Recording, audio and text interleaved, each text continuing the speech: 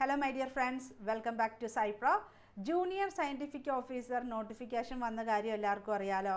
Apply ചെയ്യുക. Apply ചെയ്യേണ്ട last date January 1. ആർക്കൊക്കെ അപ്ലൈ ചെയ്യാം? MSc MLT പഠിച്ചവർക്ക്, അതുപോലെ തന്നെ MSc ബയോകെമിസ്ട്രി പഠിച്ചവർക്ക്, പിന്നെ MSc മൈക്രോബയോളജി, അതുപോലെ തന്നെ മെഡിക്കൽ ബയോകെമിസ്ട്രിയും അപ്ലൈഡ് മൈക്രോബയോളജിയൊക്കെ പഠിച്ചവർക്ക് അപ്ലൈ ചെയ്യാം. പിന്നെ മെഡിക്കൽ മൈക്രോബയോളജിക്കും ചിലപ്പോൾ അപ്ലൈ ചെയ്യാൻ പറ്റും കേട്ടോ. അത് നിങ്ങൾ PSC ഓഫീസറൊന്ന് അന്വേഷിക്കുക. കാരണം ഇത് മെഡിക്കൽ ഫീൽഡാണല്ലോ. അപ്പോൾ മെഡിക്കൽ മൈക്രോബയോളജിക്കും അപ്ലൈ ചെയ്യാൻ പറ്റും.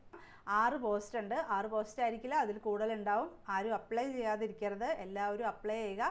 ഒന്നാമത്തെ ലൈസൻസുകാർക്ക് ഓപ്പർച്യൂണിറ്റി കുറവാണെന്നാണ് എല്ലാവരും MSc കഴിഞ്ഞവരൊക്കെ ഇങ്ങനെ പറഞ്ഞ് വിഷമിച്ച് നടക്കുന്നത്. അപ്പോൾ ഒരു ഓപ്പർച്യൂണിറ്റി വരുമ്പോഴത്തേക്കും അതിന് വേണ്ടിയിട്ട് നിങ്ങൾ പരമാവധി പരിശ്രമിക്കുക. എങ്ങനെയെങ്കിലും ഇതിലൊന്ന് കയറി പറ്റാനായിട്ട് ശ്രമിക്കുക. ഓക്കെ, അതിന് നന്നായിട്ട് പഠിക്കുക, നന്നായിട്ട് എക്സാം പ്രാക്ടീസ് ചെയ്ത് പഠിക്കണം, റിവിഷൻ, റീകോൾ ഇങ്ങനെയുള്ള കാര്യങ്ങൾ. പിന്നെ നല്ല രീതിയിൽ നോട്ട്സ് പ്രിപ്പയർ ചെയ്ത് പഠിക്കണം. ആരും ഈ പ്രിൻ്റ് ഔട്ട് എടുത്ത് പഠിക്കാൻ നിൽക്കരുത്. അതൊരിക്കലും നിങ്ങളുടെ കയ്യിലില്ല, അത് വേറെ സ്ഥലത്താണ് പ്രിൻ്റ് ഔട്ട് എടുത്തത്. ഓക്കെ, അത് നിങ്ങളുടെ ബ്രെയിനിലല്ലല്ലോ. നമ്മളിപ്പോൾ ജഗദീഷ് പറയില്ലേ, അത് കയ്യിലില്ലല്ലോ, അത് അവിടെ വെച്ച് കഴിഞ്ഞാൽ പിന്നെ അത് അവിടെ അല്ലേ, ആ ഒരു ഇത് ഓർമ്മയില്ലേ നിങ്ങൾക്ക്? ഇതെല്ലാം നമ്മുടെ ബ്രെയിനിലാണ് വേണ്ടത്. നമ്മൾ എക്സാം ഹോളിൽ പോകുമ്പോഴത്തേക്കും ഈ ഡൗൺലോഡ് ചെയ്ത കാര്യങ്ങളോ ഈ ടെക്സ്റ്റുകളോ ഒന്നും നമ്മൾ കൊണ്ടുപോകുന്നില്ല. നമ്മുടെ ബ്രെയിനും ഒരു പെന്ന് മാത്രം അല്ലേ നമ്മുടെ എക്സാം ഹോളിൽ അനുവദിക്കുന്നത്. അപ്പോൾ നമ്മളുടെ എല്ലാ കാര്യങ്ങളും നമ്മൾ കൺവേർട്ട് ചെയ്യുക, ലോങ് ടേം മെമ്മറിയിലേക്ക് കൺവേർട്ട് ചെയ്തിട്ട് വേണം നമ്മൾ പോകാനായിട്ട്. അതിന് ഏറ്റവും ഇമ്പോർട്ടൻ്റ് ആയിട്ടുള്ള കാര്യമാണ് ഷോർട്ട് നോട്ട് എഴുതി പഠിക്കുക. ക്ലാസ് കാണുമ്പോഴത്തേക്കും നിങ്ങൾ ലെക്ചർ നോട്ട് എഴുതി പഠിക്കണം. അപ്പോൾ നമ്മുടെ സൈപ്രോയിൽ ജോയിൻ ചെയ്യുന്ന സ്റ്റുഡൻസ് എങ്ങനെയാണെന്ന് വെച്ച് കഴിഞ്ഞാൽ ക്ലാസ് കണ്ട് ഒരു ലെക്ചർ നോട്ട് എഴുതുക. നമ്മുടെ ക്ലാസ് എന്ന് പറഞ്ഞാൽ കോപ്പി പേസ്റ്റ് ക്ലാസ് അല്ല, സ്ലൈഡ് റീഡിങ് ക്ലാസ്സസ് അല്ല. അത് സ്ക്രീൻഷോട്ട് എടുക്കുമോ, അതിൻ്റെ പ്രിൻ്റ് ഔട്ട് എടുത്തോ പഠിച്ച് ആ രീതിയിൽ. അങ്ങനെയാണെങ്കിൽ നിങ്ങൾക്ക് ടെക്സ്റ്റ് തന്നെ വായിച്ച് പഠിച്ചാൽ മതിയല്ലോ അല്ലേ.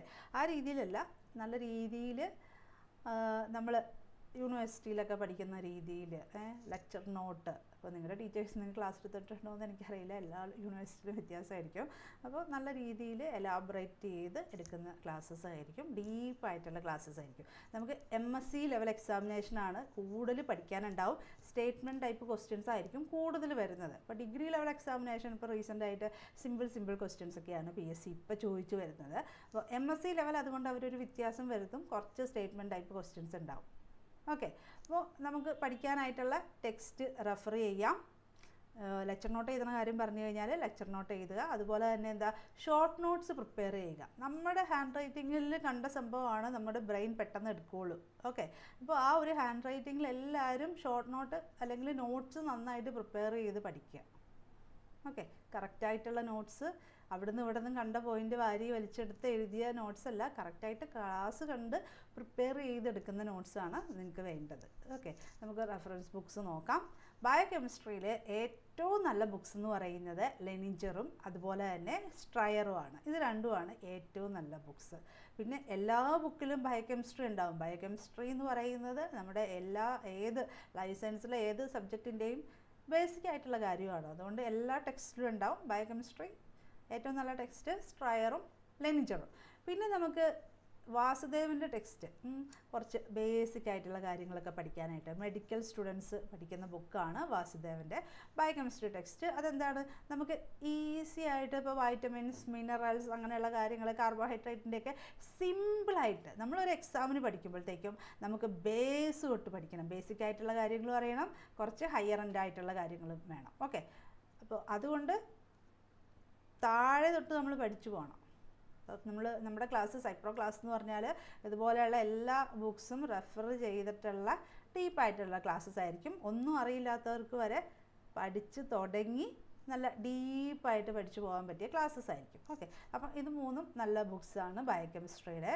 സത്യനാരായണ നിങ്ങൾക്ക് വേണമെങ്കിൽ ആവശ്യമുള്ളവർക്ക് റെഫർ ചെയ്യാം. ചിലവർക്ക് അവരുടേതായ ഇഷ്ടങ്ങളുണ്ടല്ലോ, അപ്പോൾ അങ്ങനെയുള്ളവർക്ക് റെഫർ ചെയ്യാൻ വേണമെങ്കിൽ കേട്ടോ. പിന്നെ ലിപ്പിൻകോട്ടിൻ്റെ ബയോകെമിസ്ട്രി ടെക്സ്റ്റും വായിക്കാൻ നല്ല ഒരു ബുക്കാണ്. പിന്നെ ഹാർപ്പേഴ്സ് ബയോകെമിസ്ട്രി പുതിയ എഡിഷനൊക്കെ ആണെങ്കിൽ നല്ല കളറൊക്കെയാണ്, വായിക്കാൻ നല്ലതാണ്. പഴയ എഡിഷനാണെങ്കിൽ ഹാർപ്പേഴ്സിൻ്റെ നമുക്ക് വായിക്കാൻ പോലും തോന്നില്ല. ഒന്നാമത്തെ ചെറിയ ലെറ്റേഴ്സ് ആയിരിക്കും. ഓക്കെ, പുതിയ എഡിഷൻ കുറച്ച് കളർഫുൾ ആയതുകൊണ്ട് നിങ്ങൾക്ക് വായിക്കാൻ തോന്നും. ഓക്കെ, അപ്പോൾ അതും ചിലത് ക്ലിനിക്കൽ ആസ്പെക്ട്സ് ഒക്കെ ഉണ്ട്, വേണമെങ്കിൽ നമുക്ക് റെഫർ ചെയ്യാം. റെഫർ ചെയ്യാന്ന് പറഞ്ഞാൽ നമുക്ക് ചില പോയിന്റ് നോക്കാൻ മാത്രം മതിയാവും. Okay, Harper's biochemistry. അതുപോലെ തന്നെ വോയിറ്റ് നമ്മുടെ ഇപ്പോൾ സ്ട്രയറൊക്കെ പോലെ തന്നെ ഉള്ള അതേപോലെ തന്നെയാണ്. ചില ടോപ്പിക്സ് ഒക്കെ കൂടുതലുണ്ടാവും. ഇപ്പോൾ ബയോ ഇൻഫോർമാറ്റിക്സിൻ്റെ കുറച്ചൊക്കെ വോയിറ്റിൽ കൂടുതലുണ്ട്. ഓക്കെ, ആ കാര്യങ്ങളൊക്കെയാണ് ഉള്ളത്. അതുപോലെ തന്നെ ബയോകെമിസ്ട്രി ടെക്സ്റ്റ് നമുക്ക് ഇൻസ്ട്രുമെൻറ്റേഷനൊക്കെ പഠിക്കാനും, ഇൻസ്ട്രുമെൻറ്റേഷൻ്റെ ഇപ്പോൾ നമ്മൾ സെൻട്രിഫ്യൂഗേഷൻ, അതുപോലെ തന്നെ ക്രൊമാറ്റോഗ്രഫി ടെക്നിക്സ്, അങ്ങനെയുള്ള കാര്യങ്ങളൊക്കെ നമ്മുടെ ബയോകെമിസ്ട്രി ടെസ്റ്റിലുണ്ട് കേട്ടോ. അപ്പോൾ ഇതാണ് ബയോകെമിസ്ട്രിയുടെ റെഫറൻസ് ബുക്ക്. സൈപ്രോ junior scientific officer course available ആണ്. കോഴ്സിൽ ജോയിൻ ചെയ്യാൻ താല്പര്യമുള്ളവർക്ക് 9048900045 വിളിച്ച് ജോയിൻ ചെയ്യാം, പഠിച്ചു തുടങ്ങാം. അതുപോലെ തന്നെ കോഴ്സിൽ ജോയിൻ ചെയ്യുന്നവർക്കൊക്കെ ടെസ്റ്റ് സീരീസ് ഉണ്ട്. നമ്മൾ പഠിക്കുമ്പോഴത്തേക്കും ഒരു ക്ലാസ് പഠിച്ചു കഴിഞ്ഞാൽ അതിൻ്റെ ടെസ്റ്റ് സീരീസ് ചെയ്യണം. ഓക്കെ, ആ രീതിയിലായിരിക്കും നമുക്ക് ക്ലാസ് അറേഞ്ച് ചെയ്യുന്നത്. ഓരോരുത്തർക്കും ഇൻഡിവിജ്വൽ സ്റ്റഡി പ്ലാൻ ആയിരിക്കും. ഓരോ സ്റ്റുഡൻസിൻ്റെയും കേപ്പബിലിറ്റീസും അവർ പഠിച്ചു വന്ന രീതിയും, അതുപോലെ തന്നെ അവർക്ക് എത്രത്തോളം കരിയർ ബ്രേക്ക് ഉണ്ട്, സബ്ജക്റ്റായിട്ട് അവർക്ക് എത്രത്തോളം നോളേജ് ഉണ്ട്, എത്രത്തോളം അവർക്ക് ബേസ് അറിയാം, അല്ലെങ്കിൽ അവരെത്തോളം ഹയറായിട്ട് പഠിച്ച സ്റ്റുഡൻസ് ഉണ്ടാവും. ചിലപ്പോൾ PhD പോസ്റ്റ് ഡോക്കും ഒക്കെ ഉള്ളവരുണ്ടാവും. അപ്പോൾ അവർക്ക് എങ്ങനെ പഠിക്കണം, അപ്പോൾ ഓരോരുത്തർക്കും ഡിഫറെൻ്റ് ആയിരിക്കും. MSc ഉള്ളവർക്കും അതുപോലെ തന്നെ പല നമ്മളിപ്പോൾ പല യൂണിവേഴ്സിറ്റിയിലും അല്ലെങ്കിൽ പല കോളേജസിലും സിലബസും കാര്യങ്ങളും പഠിക്കുന്ന രീതിയും മെത്തേഡും ഒക്കെ വ്യത്യാസമായിരിക്കും. അപ്പോൾ ഓരോരുത്തരുടെയും നമ്മൾക്ക് പഠിക്കാനുള്ള ഒരു കഴിവും വ്യത്യാസമായിരിക്കും അല്ലേ. ചിലവർക്ക് പെട്ടെന്ന് പറഞ്ഞു കഴിഞ്ഞാൽ മനസ്സിലാവും, ചിലവർക്ക് കുറച്ചും കൂടി ഒന്ന് അവരെ അല്ലേ പൊക്കിയെടുക്കേണ്ട ആവശ്യകതയുണ്ട്. അപ്പോൾ ഓരോരുത്തർക്കും നിങ്ങൾക്ക് ഇൻഡിവിജ്വൽ സ്റ്റഡി പ്ലാനും ആ രീതിയിലായിരിക്കും ക്ലാസ്സസ് വരുന്നത്. ക്ലാസ്സസ് റെക്കോർഡഡ് ക്ലാസ്സസ് ആയിരിക്കും. അതുപോലെ തന്നെ ലൈവ് അസസ്മെൻറ്റ് സെഷൻസും ഉണ്ടാവും. Okay, thank you. അപ്പോൾ നമുക്ക് അടുത്ത ക്ലാസ്സിൽ ബാക്കിയുള്ള റെഫറൻസ് ഒക്കെ നോക്കാം. ഓക്കെ.